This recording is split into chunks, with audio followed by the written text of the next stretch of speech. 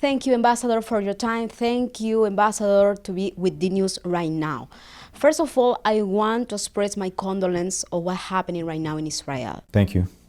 My first question is about what's happening with the security in Israel. I remember Israel because I was over there like a secure country and really safe country. So what happened since the Saturday? Well, on Saturday, October 7th, the Hamás terrorist organization, which is an ISIS-like terrorist organization, launched a massive rocket and missile attack over Israel. And so far, shot close to 6,000 rockets and missiles. At the same time, more than 1,000 Hamas terrorists infiltrated the southern part of Israel, taking over about 20 communities, and sadly started a massacre, butchering innocent children, men, women, parents in their bed were trying to protect their children, covering them, and they got murdered. Young people that went to a party, a big party to celebrate peace, nature, were brutally massacred and slaughtered. Children, young children, were shot and burnt. Babies were beheaded.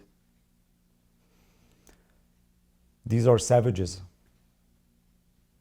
we're talking about. These are animals. So Israel is experiencing now a very tough situation. It is the highest number of Jews that were slaughtered in a single day since the Holocaust. So far, we have 1,200 people who were murdered, more than 3,500 wounded, and more than 100 are missing, are captive, were kidnapped into the Gaza Strip by Hamas. Right now, rockets are still being fired at Israel, and by that, the Hamas is actually committing a double war crime. They're targeting indiscriminately civilian population, and at the same time, they're using the population in Gaza as human shield. I must ask you, Ambassador, about what's happening right now in the north of Israel. As journalists, we are receiving a lot of reports, but it's not clear. Can you give us any update, please? A few days ago, anti-tank missiles and mortar shells were fired from the Lebanese territory at IDF positions on the Lebanese borders, and terrorists under the auspices of Hezbollah attempted to infiltrate Israel, but they were not successful as the IDF managed to prevent this attack. Mm-hmm. So I was hearing a lot of voices from Israel. And can we assume right now that Iran is involved in this war? This is real right now? It is very important to understand Iran is involved. This whole attack, this whole bloodbath could have not taken place without the support of Iran. Iran is supporting Hamas and Hezbollah and the Palestinian Islamic Jihad financially, logistically, and with weapons. So all of this could not have happened without the support of Iran. Now, what is the last update regarding the status of the hostages? And has there been any attempts of negotiations to release them? Or no negotiation at the time? Right now, well, it's a very sensitive issue and a very delicate one. Right now, a lot of attempts are being made to solve that situation as quickly as possible. And I would like not to go into details right now. And we really hope at the end that we're going to see all the children, men and women that are captive, Israelis and other nationals, coming back to their homes. Terrorist Hamas shut down communications during the attack to Israel. How was possible that Hamas take the Israel Defense Forces by surprise? This is a question that is worldwide right now. Yeah, I understand. This is something that we will be investigated very thoroughly. Israel was surprised with this attack, and all the lessons will be learned. But right now, what is important is to fight back and to bring the security to the people of Israel and the state of Israel. I understand. My next question is about what is the message right now that do you want to express to the world? And I think it's a very important question because it's time to not only to give a status like reports, it's like your emotional part also like Israel citizens. Israel has been receiving huge support and solidarity from countries around the world, countries condemning and denouncing the terrorist attacks of Hamas and expressing their clear solidarity and stand with Israel. The government of Peru also condemned these horrific attacks and expressed its stance with the people of Israel. So Israel needs that support right now. But what I can tell you is that we are strong, we are united, and we are determined. We receive a lot of phone calls from even Peruvians who call our embassy and ask what can they do in order to join these efforts. So we are united and we are very determined, and our spirit will not break. This sense of spirit, sense of cooperation, of mutual guarantee keeps us together. And a great example of that was 2 days ago when a group of Israelis, about 250 Israelis that were staying in Peru and other parts of South America, got on a flight, a special flight funded by Jewish organizations in the US. And they're going back to their families to join their units and to join the fighting in order to protect our home and our country.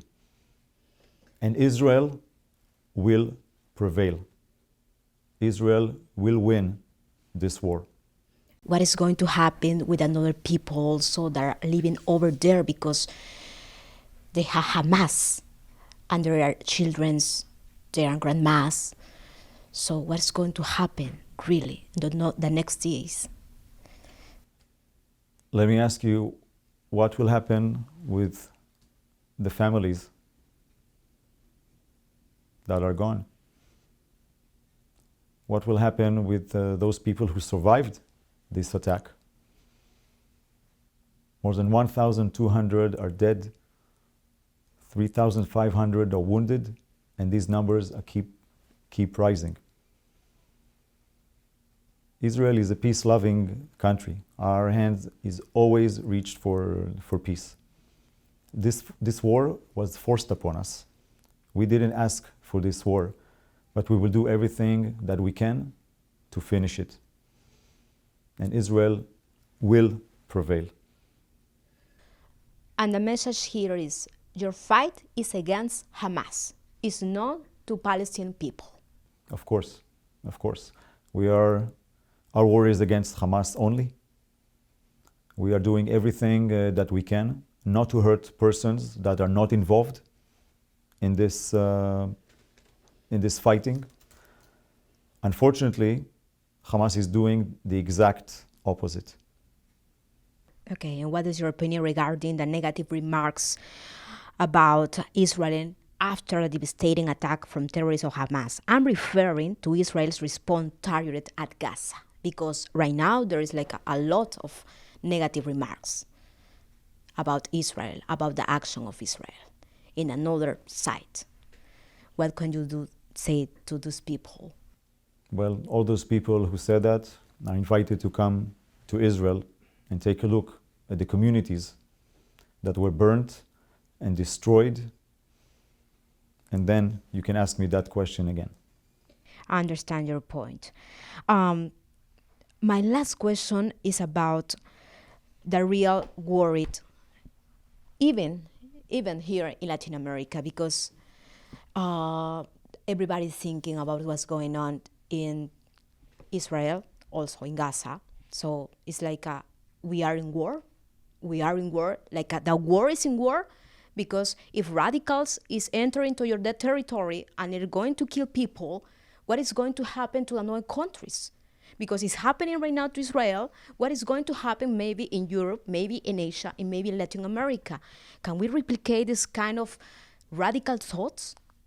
I think that is a main question right now that we may ask itself. You're absolutely right, and that's why it is very important that the international community will condemn this terror attack, will condemn this massacre, and will stand alongside Israel in its support in this fight against terrorism. It happened, and it can happen elsewhere. So that's why the world needs to speak in a very clear message against terrorism and of the right of Israel to defend itself. Many people are thinking right now about that circle of violence that always between Israel and maybe the Franja, the Gaza Strip, happened. And we remember many years about that. But now, is the same? We are living the same? Or no? Or it is different?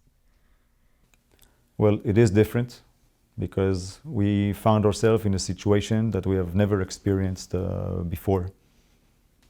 And one thing you have to understand is that these terrorists were educated for hate. They were educated with a constant and raised with constant exposure to incitement. Hamas has a very clear purpose. Their declared purpose is to destroy the state of Israel and to kill Jews. And I was thinking about, is there any chance, Ambassador, in the future to get out of this circle of violences between Israel and Palestine? Well, we really hope so. And we want this to happen. Israel has made many attempts and reached his hand for peace. But the Palestinians are the one who missed those opportunities. Israel did not start this war. This war was imposed on us.